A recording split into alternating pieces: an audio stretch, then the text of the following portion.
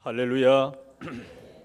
오늘도 우리 호산나 찬양대의 귀한 찬양과 우리 그레이스 워십팀의 귀한 워십을 우리 하나님께서 기쁘게 받으신 줄로 믿습니다.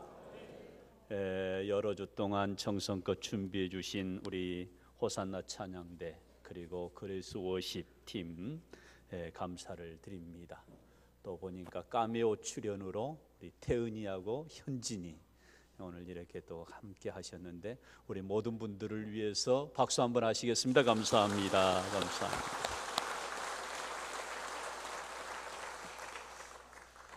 우리는 봄에 누릴 수 있는 행복이 하나 있다면 그것은 다름 아닌 모든 식물들이 다시금 소생하는 것, 이것을 보는 것을 우리가 하나의 행복이라 말할 수 있을 것입니다. 엄동소란에 마치 죽어있는 듯한 그런 식물들이 이제 어김없이 봄 기운이 돌고 봄바람이 불면 그 모든 죽어있는 듯한 가지에서 싹이 나고 그리고 꽃망울을 터뜨리는 이러한 신비하고 오묘한 자연의 이치는 우리가 창조신학이 아니고서는 전혀 이해할 수가 없는 것이지요. 그렇습니다. 지금 이미 산야에는 많은 식물들의 꽃들이 만발하고 있습니다. 얼마 전까지 진달래가 피었고 개나리가 피었고 목련꽃이 피었다가 이제 졌습니다. 목련꽃이 피었다 진 거 알고 계시나요? 그리고 갓바위로 해서 하단 그 뒤쪽 산 아래, 산자락 아래 보면 아름들이 심겨져 있는 그 가로수의 벚꽃들이 지금 만발한 상태에서 지나가는 많은 시민들을 향하여서 나 좀 봐주세요 하고 방긋 웃는 그런 모습을 우리는 볼 수가 있습니다. 또 여기에 보니까 성당 꽃꽂이에 놓은 꽃들을 봐보세요. 얼마나 아름답습니까? 정말 신기하죠. 여기 또 좌우로 보면은 이렇게 큰 화분에 이렇게 심겨진 이 꽃 이름 아세요? 이 꽃 이름이 굉장히 어려워요. 클레오 덴드롬 톰소니에. 무슨 꽃 이름이 이런가 모르겠어요. 그냥 쉽게 덴드롬 그렇게 말한다고 그래요. 근데 한번 봐보세요. 얼마나 이 꽃들이 아름다운지 인간의 어떠한 작품으로는 이렇게 만들어낼 수가 없습니다. 여러분, 우리가 새벽 기도 나올 때 보통 알람을 해놓잖아요. 한 4시 반에 알람을 해놓고 잠을 자면 어김없이 4시 반이 되면 시계가 따르릉 하고 울리잖아요. 그런 것처럼 이 식물들도 어김없이 봄 기운이 돌고 그리고 봄바람이 불면 어김없이 그 싹을 틔웁니다. 그리고 이런 예쁜 자태의 모습을 보여주고 있지요. 그래서 이것을 보고 말틴 루터는 이렇게 얘기를 했습니다. 뭐라고 얘기했느냐? 부활의 계절에 피어나는 꽃들을 바라보아라. 하나님은 그 꽃잎마다 그 푸른 잎사귀마다 부활의 약속을 새겨 놓았다. 그렇게 말합니다. 여러분, 그렇습니다. 이런 꽃들을 보면, 이런 이파리들을 보면 하나님께서는 이미 다시금 사는 부활의 세계, 그 부활의 약속을 이런 식물에다도 다 새겨 놓았다라고 말을 하는 거예요. 정말 우리 하나님이 이 우주 만물을 창조하시고 이 모든 동식물을 창조하시면서 보시기에 좋았다라고 하시는 이 창세기 1장에 대한 이 말씀과 이 창조 신앙의 고백이 아니고서는 우리는 이렇게 말할 수가 없는 것이지요. 그런 의미에서 오늘 고린도전서 15장의 이 말씀은 우리에게 대단히 중요한 사실 하나, 부활이라고 하는 것을 또 한 번 신학적으로 그리고 신앙 고백적으로 체계 있게 논리 있게 조리 있게 우리에게 설명해 준 말씀이 바로 고린도전서 15장이라고 말할 수 있습니다. 그래서 우리는 흔히 이 고린도전서 15장을 부활장이라 그렇게 말합니다. 여러분, 너무 쉬운 질문입니다. 부활이 뭐지요? 다시 사는 것입니다. 그런데 이 부활은 시간의 흐름으로 놓고 보면 과거, 현재, 미래를 우리가 구분해서 설명할 수가 있어요. 즉 부활은 과거적인 사건입니다. 2000년 전에 예수님이 이 땅에 오셔서 마침내 저 십자가에 달려 죽으시고 죽으신 지 3일 만에 사망 권세를 깨트리시고 다시 사는, 즉 부활하신 예수 그리스도, 이 예수 그리스도를 믿는 것이 부활신앙인 것입니다. 그리고 더 나아가서 현재적인 사건이 바로 부활 사건입니다. 이것은 2000년 전에 일회적으로만 일어나는 사건이 아니라 계속해서 우리의 현재 삶 속에서 일어나는 현재적인 사건. 그래서 부활하신 예수 그리스도가 오늘 이 시대를 살고 있는 우리 모두에게 함께 하시고 동행하시는 것, 이것을 믿는 것이 바로 부활신앙입니다. 그리고 더 나아가서 이 부활은 또한 미래적인 사건입니다. 장차 우리도 훗날 죽으면 다시 사는 그러한 세계, 그러한 부활의 세계에 들어가는 것을 믿는 것이 바로 부활신앙인 것이지요. 그래서 오늘 본문 이 16절로 20절의 말씀에서 부활을 우리에게 중요한 것으로 세 가지를 우리에게 소개하고 있습니다. 첫 번째로 이 부활은 이미 정해놓은 하나님의 창조 질서라고 오늘 본문은 우리에게 말씀합니다. 우리 한번 16절 우리 한번 같이 봉독합니다. 시작. 만일 죽은 자가 다시 살아나는 일이 없으면 그리스도도 다시 살아나신 일이 없었을 터이요. 아멘.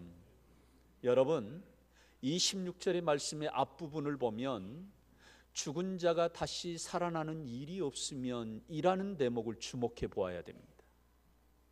이 표현은 오늘 본문 또 앞부분에 보면 두 번씩이나 언급되었어요. 13절을 보면 이렇게 되어 있어요.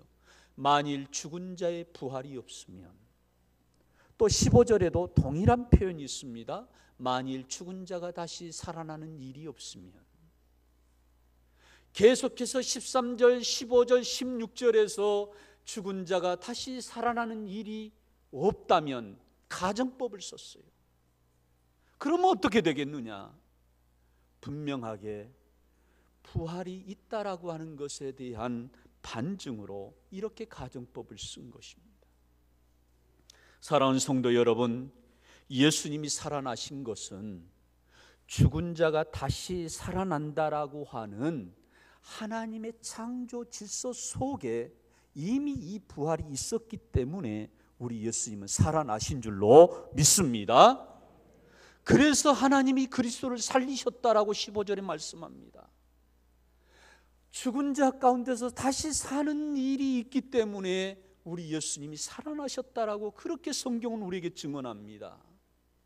이것이 바로 하나님이 창조 질서로 정해놓으셨다는 거예요. 여러분, 이 앞에 나와 있는 수많은 식물들 봐보세요. 이것들도 어김없이 봄이 되면 반드시 소생하는 그러한 자연의 법칙으로 하나님이 정해놓은 질서로 그렇게 창조하신 거예요. 어디 식물들만 이렇게 질서로, 창조 질서로 하나님이 지어놓으셨냐 그 말입니다. 우리 인생들도 죽으면 다시 사는 그러한 부활의 세계가 있음을 분명하게 하나님은 본래 이 우주 만물을 창조하실 때 질서로 정해놓으신 줄로 믿습니다. 이것이 바로 성경의 증언이에요. 그런데 하나님을 믿지 않는 사람들은 어떻게 말합니까? 부활이 없다고 말합니다. 그리고 그 부활의 세계를 인정하지 않습니다.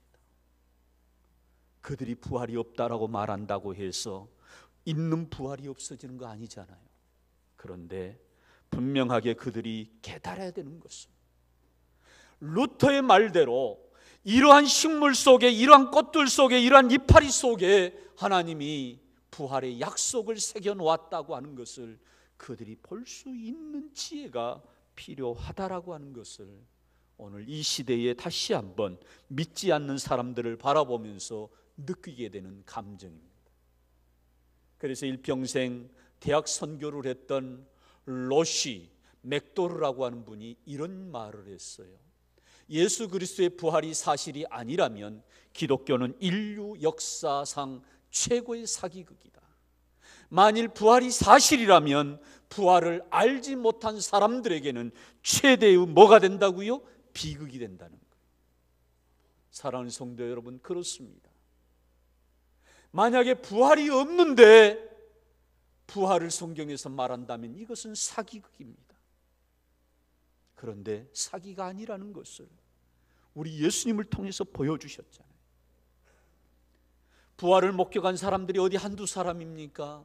예수님의 제자들을 비롯해서 모든 사도들, 그리고 심지어 수많은 사람들에게 일시에 보여줬다라고 오늘 본문 이전에 5절에서 8절에서 말씀합니다. 우리 한번 같이 봉독합니다. 시작. 게바에게 보이시고 후에 12 제자에게와 그 후에 500여 형제에게 일시에 보이셨나니 그 중에 지금까지 대다수는 살아있고 어떤 사람은 잠들었으며 그 후에 야고보에게 보이셨으며 그 후에 모든 사도에게와 맨 나중에 만삭되지 못하여 난 자 같은 내게도 보이셨느니라. 아멘.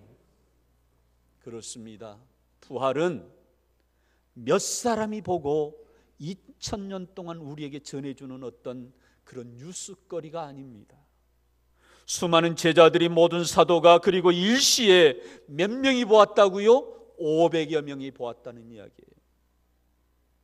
이 부활이 죽음 이후로 다시 있음을 우리 예수님을 통해서 보여주셨다.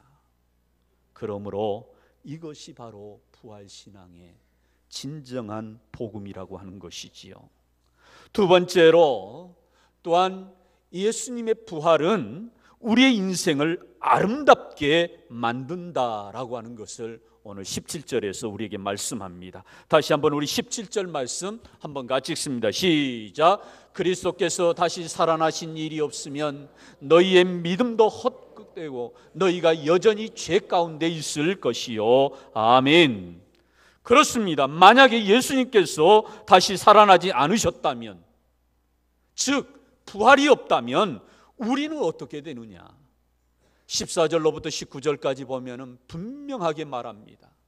만약에 예수 그리스도가 다시 살지 못했다면 우리가 전파하는 것도 헛것이요, 그리고 하나님을 우리가 거짓 증인으로 우리가 나서는 꼴이 되는 것이고, 그리고 심지어는 우리가 여전히 죄 가운데 있고, 그리고 우리는 잠자는 자들은 망하였고 우리 모든 사람들은 더욱 뭐한 자라? 불쌍한 자라. 만약에 예수님이 다시 살지 못했다면, 그 부활의 세계가 우리에게 있지 않다고 한다면 이렇게 예배 드리는 것이 헛것이라는 것입니다. 우리에게 부활이 없으면 오늘 이날 주의 전에 나와서 예배 드릴 필요가 없는 거예요. 우리에게 부활이 없다면 우리가 복음 전할 이유가 없는 것입니다. 우리에게 부활이 없다면 우리는 여전히 죄 가운데 있고, 불쌍한 사람들 중에 가장 불쌍한 사람들이 바로 하나님 믿는 사람들이라는 거예요. 사랑하는 성도 여러분, 그렇지 않습니까? 우리는 이 믿음으로 살기 위해서 얼마나 우리는 절제합니까? 얼마나 우리는 고난 가운데서 우리는 인내합니까? 누가 우리를 힘들게 해도 그럼에도 불구하고 우리는 참으면서 주님 바라보고 엎드려 기도하잖아요. 그런데 만약에 우리에게 다시 사는 것이 없다면, 부활이 없다면 우리는 정말 불쌍한 사람이라. 수많은 사람들이 예수님을 증거하다가 옥에도 갇히고 박해도 받고 심지어는 그들은 순교를 당하기도 합니다. 여러분, 그들이 그렇게 살았는데 만약에 부활이 없다면 그들의 죽음은 뭐가 되겠습니까? 흔히 속된 표현으로 말하면 개죽음이죠. 그러나 다시 사는 부활이 있기 때문에 그들의 순교는 저 하늘의 궁창의 별보다도 더 크게 빛나게 되는 줄로 믿습니다.